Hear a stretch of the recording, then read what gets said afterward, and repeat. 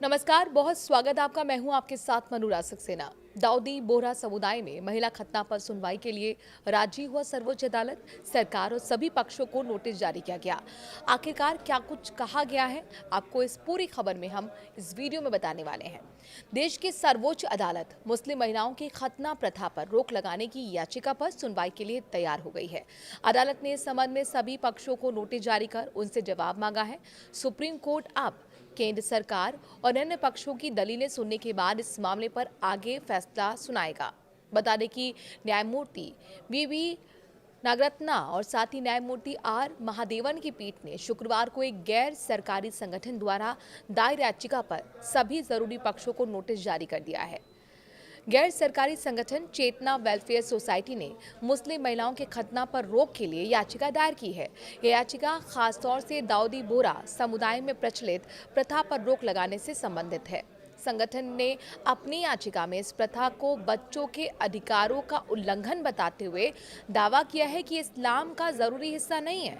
याचिकाकर्ता की ओर से वरिष्ठ अधिवक्ता शशि किरण और अधिवक्ता साधना संधू ने दलील दी कि महिला खतना ना तो इस्लाम का अनिवार्य हिस्सा है और ना ही किसी धार्मिक ग्रंथ में इसका स्पष्ट उल्लेख है।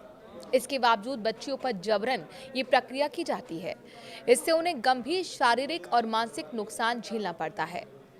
डब्ल्यूएचओ बता चुका है कि महिला मानवाधिकारों का उल्लंघन। याचिका में कहा गया है कि पॉस्को यानी कि यौन अपराधों से बच्चों का संरक्षण अधिनियम के तहत किसी नाबालिग के जननांगों को गैर चिकित्सीय कारणों से छूना कानून का उल्लंघन है। याचिका में ये भी उल्लेख किया गया है कि विश्व स्वास्थ्य संगठन यानी कि डब्ल्यूएचओ ने महिला खतना को लड़कियों और महिलाओं के मानवाधिकारों का गंभीर उल्लंघन करार दिया है। एफजीएफ से गंभीर स्वास्थ्य संकट पैदा होने का डर। एफजीएम से संक्रमण, प्रसव संबंधी जटिलताएं और दीर्घकालिक दर्द और कई गंभीर स्वास्थ्य जोखिम पैदा होते हैं। दिसंबर 2012 में संयुक्त राष्ट्र महासभा ने एक मत में एमजीएम समाप्त करने के प्रस्ताव पर मोहर लगाई थी, उसे पारित किया था। ऑस्ट्रेलिया और कई अफ्रीकी देशों में एफजीएम पर पूरी तरह से प्रतिबंध लगाया गया है। हालांकि भारत में आज भी इस पर रोक लगाने वाला कोई विशिष्ट कानून नहीं है। भारत में इस पर नहीं है कोई स्वतंत्र कानून। याचिका में बताया गया है कि इस पर कोई स्वतंत्र कानून मौजूदा वक्त में नहीं है, लेकिन ये बच्चे को चोट पहुंचाने से संबंधित कई धाराओं 113, 118 ए, 118 2, 118 3 के तहत आता है। याचिका में बताया गया है कि पॉस्को एक्ट के तहत भी किसी नाबालिग के जननांग को गैर चिकित्सीय कारणों से छूना अपराध माना गया है। दाऊदी बोहरा समुदाय में प्रचलित है महिला खतना। एनजीओ ने दावा किया है कि दाऊदी बोहरा समुदाय की लगभग 75% महिलाएं अपनी बेटियों पर ये अमानवीय प्रथा लागू करवाती हैं। याचिका में कोर्ट से तत्काल हस्तक्षेप कर इस परंपरा को खत्म करने का निर्देश देने की गुहार लगाई गई है।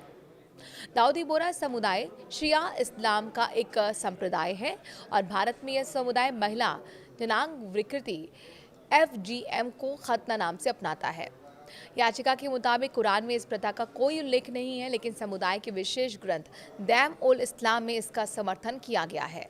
2018 में भी आ चुका है ऐसा मामला। इससे पहले 2018 में दाऊदी बोहरा मुस्लिम समुदाय की नाबालिग लड़कियों की खतना की प्रथा को चुनौती देने वाली याचिकाएं सुप्रीम कोर्ट के समक्ष आई थी। केंद्र सरकार ने इस मामले पर सुप्रीम कोर्ट में खतना को जुर्म कहते हुए इस पर रोक का समर्थन करने की बात कही थी।